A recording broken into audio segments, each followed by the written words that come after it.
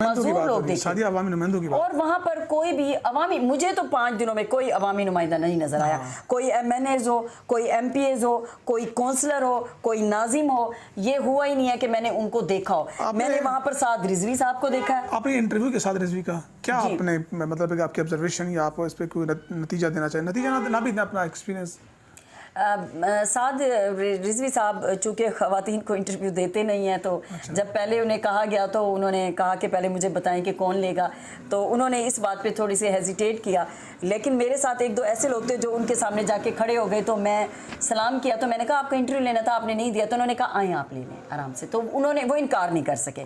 پھر میں نے کہا کہ یہاں تو ہم کھڑے ہیں, تو انہوں نے کہا کہ ٹھیک ہے اسی ہوٹل میں بیٹھنے کی جگہ ہم وہاں جا کے کر لیتے ہیں. تو مجھے نہیں یہ پتا تھا کہ یہ انٹرویو اس حد تک مقبول ہوگا اور اس حد تک. تو اس وقت میرے ذہن میں جو چیزیں آئیں سیلاب زدگان کے حوالے سے وہ کر رہے ہیں, اور وہاں پر جب جتنی دیر سعد رضوی رہے ہیں, پہلے وہ سوئے ہوئے تھے, تو وہاں پر کتنے لوگ وہاں پہ ان کا انتظار کر رہے تھے. جتنے بھی مطلب جو لوگ مذہبی بھی کہنا چاہیے یا آ گئے, وہ ایک جمع غفیر تھا لوگوں کا, بہت زیادہ لوگ جو انہیں, مجھے لگتا ہے کہ چاہنے والوں کی ان کی تعداد بہت زیادہ بڑھ رہی ہے.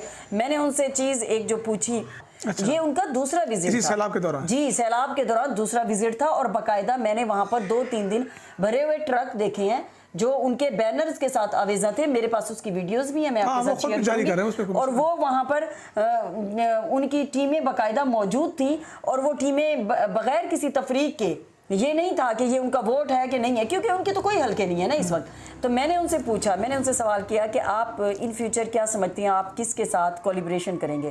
تو انہوں نے کہا ہم تو پہلے بھی اس طرح سے جس طرح تھے ہم ویسے ہی آئیں گے. یعنی وہ یقین رکھتے تھے کہ ان کے چاہنے والے عقیدت مند بہت زیادہ بڑھ رہے ہیں, تو وہ آگے بھی کہیں انڈیویجولی طور پر پاکستان کی سیاست میں حصہ لینے کا ارادہ رکھتے ہیں. میں نے ان سے پوچھا کہ یہ جو شدت پسندی, آپ نہیں سمجھتے کہ ہمارے آخری نبی ان کے اوپر مظالم ڈھا دیتے تھے دوسرے مذہب کے لوگ, لیکن انہوں نے اف تک نہیں کی, تو آپ یہ سمجھتے ہیں کہ ہمیں بھی اسی طرح سے وہ کرنا ہے, کیونکہ اسلام میں ہے لا اکراہ فی الدین, کہ دین میں جبر نہیں ہے. تو انہوں نے کہا کہ نہیں, اس بات پہ کمپرومائز نہیں ہوگا, کہ جو نبی پاک کو آخری نبی نہیں مانتا اور اس طرح سے کرتا ہے, تو ہم اس پہ کمپرومائز نہیں کریں گے. تو وہ تھوڑی سی چیز تھی, مجھے یہ لگ رہا تھا کہ جو ان کے چاہنے والے ہیں, ظاہر ہے انہوں نے ایک موٹیو بنا رکھا ہے.